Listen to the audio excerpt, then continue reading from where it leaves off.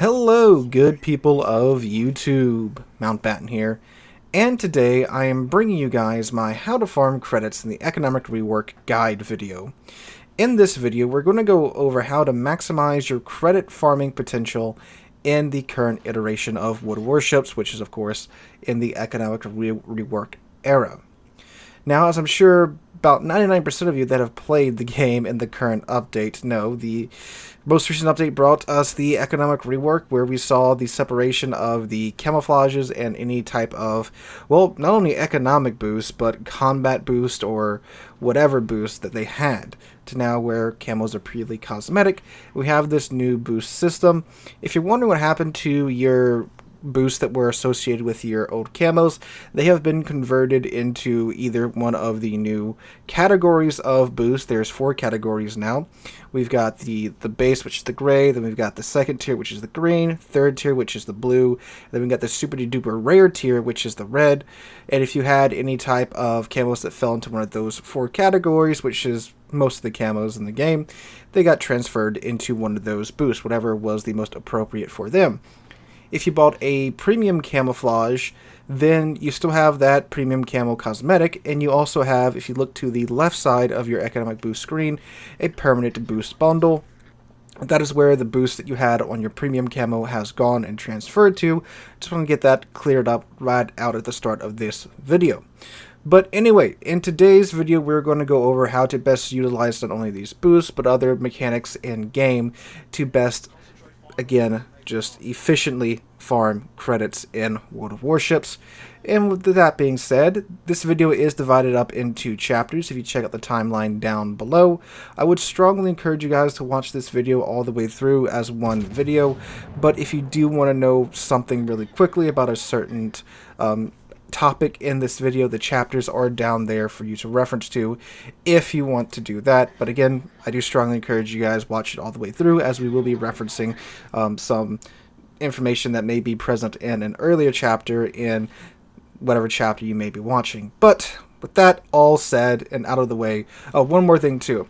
Everything I'm currently talking about at the date of recording is still available in the game. So we won't be talking about using a Kobayashi key camo, well, a Kobayashi booster, because you can no longer get the original Kobayashi booster for like the key and the Romo or the Ashitaka. And if you have the original Kobayashi boosters for those ships, quite frankly, you don't have a credit grinding problem in the current iteration of the game. So everything we're talking about is currently available. We're not talking about stuff that's been removed, again, like the Kobayashi camos or like the original Missouri. So with all of that now said, let's go ahead and go over some basics, which is our first chapter. So some basic things first. Right out of the gate, if you want an assured credit income, premium time is the best way to ensure that, not only in terms of consistency, but in terms of cost. You can normally pick up a year's worth of premium time for half off on 2 dates. The first one being World Warship's anniversary, and then at Christmas time.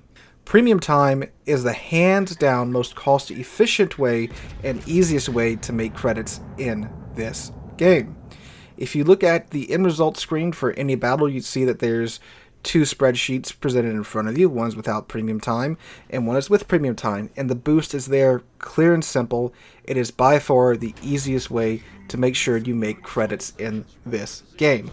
You don't have to do anything crazy. You don't have to make sure you're farming every bit of damage that you can in your matches. You can just play the game as normal, and you will, in like 9 out of 10 cases, make credits unless you throw your ship away at the start of the game or do something like play super ships. And if you are going to spend money on this game, this is where I would start. It costs way less than any premium ship does, especially if you catch it on, again, the half off sales during World Warship's anniversary or Christmas time. So this is what I recommend everyone do if you want to make sure you can make credits, if you're willing to spend just a little bit of money on the game.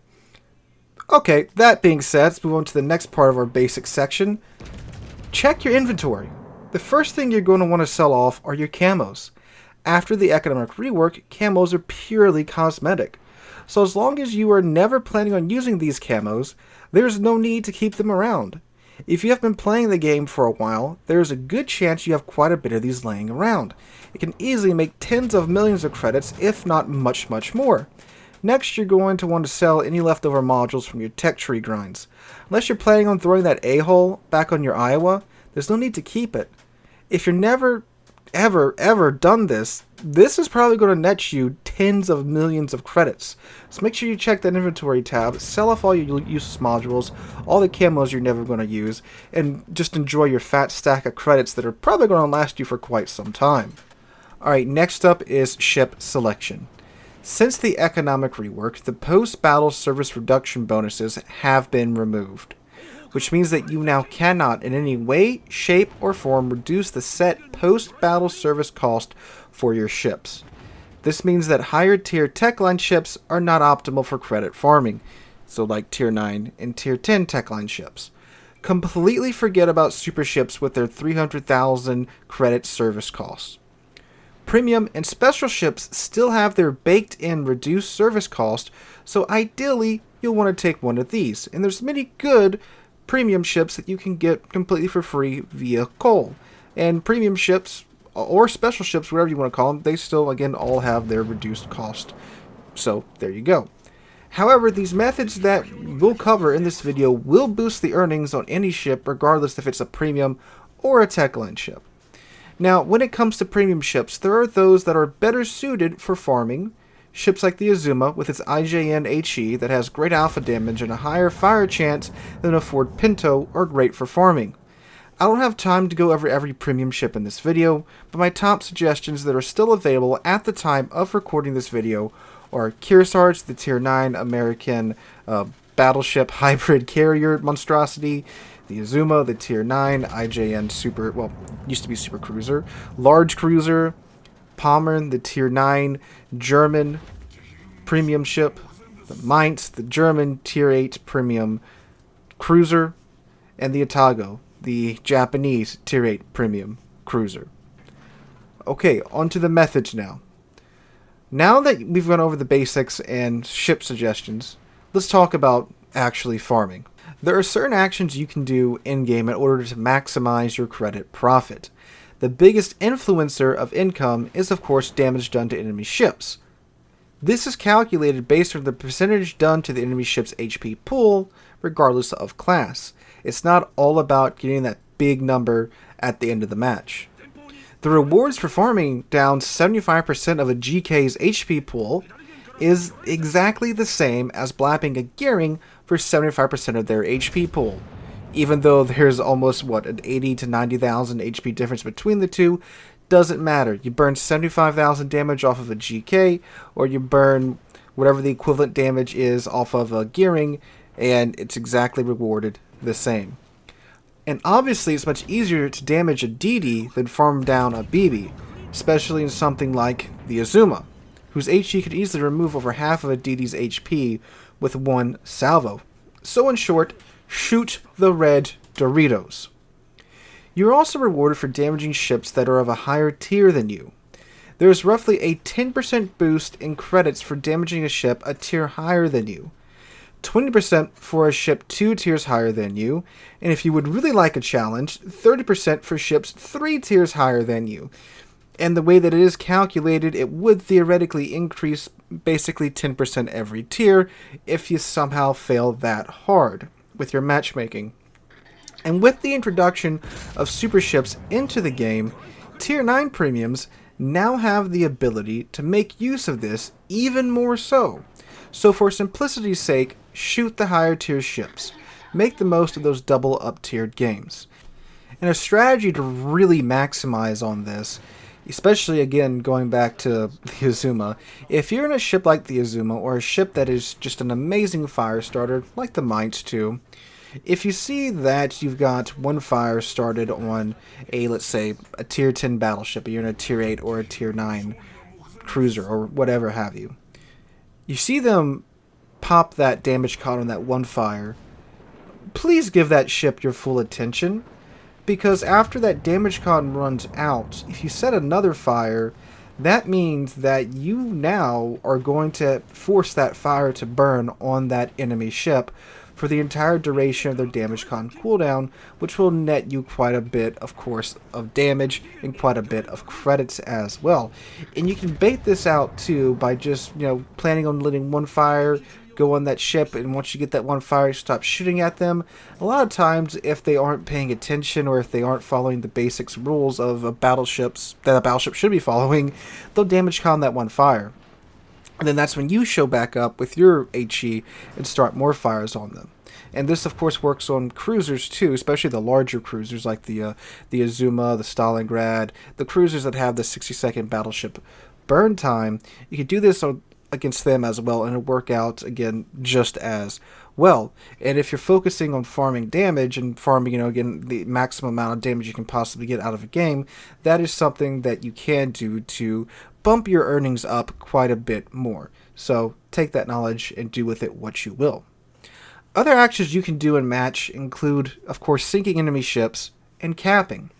Sinking enemy ships will reward you with the credit equivalent of 25% of the ship's HP and damage. Even if they only have 1 hit point left. Doesn't matter if they have 1 hit point or if you've been farming them for the past 10 minutes. Whenever you sink them, that ribbon gives you 25% of the ship's HP and damage, equivalent of credits. Capturing a point rewards you with 1/3 of a completely destroyed ship's HP and damage. So solo capping rewards you with more credits than kills. Assisting in capping will also share the same reward as a solo cap, but then it is distributed amongst the ships that helped cap that point. So simply, capping is more profitable than kills. Not only that, but it will also help you win the match, which will then boost your earnings by 50%. So make sure you're taking those caps, even though your team may be up 6 or 7 ships, like what happens a lot at higher tier now. If you're all alone up at the northern end of the map and there's a cap there and it's obvious that your team's going to win, go take that cap. It's going to earn you quite a bit of credits, so make sure you're doing that. And again, you'll win, which will give you even more credits. And of course, you'll win! Be sure to also check your combat missions or any other event missions that are currently going on at the moment.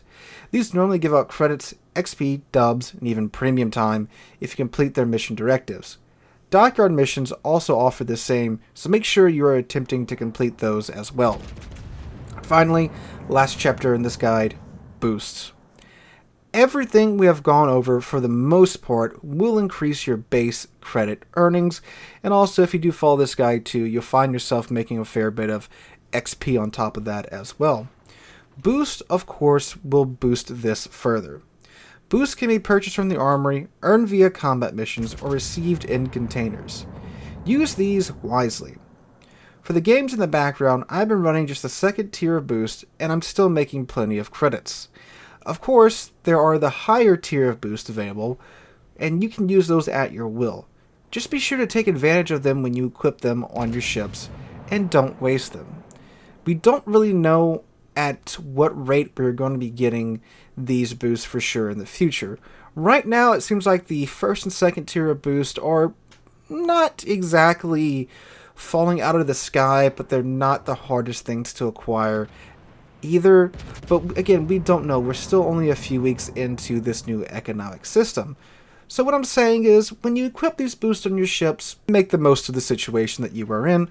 I know it sucks when you get double up tiered, but if you're in a ship that's good at doing damage, you can still make quite a pretty penny using this guide. So guys, hope this guide helps you guys solve your credit problems. As you can tell by a lot of what we've gone over here, if you simply play the game and play the objectives, you should be earning plenty of credits, even without any economic boost going in the background. So I hope this guide helps. Let me know what you guys think about this in the comments down below. If you enjoyed the video, and if it did help you, make sure to subscribe to the channel. We're on our way to 40,000 subscribers, and I cannot thank you guys enough for that. Hope you're all having a wonderful Monday. Have a wonderful week. Hope to catch you guys in the next one.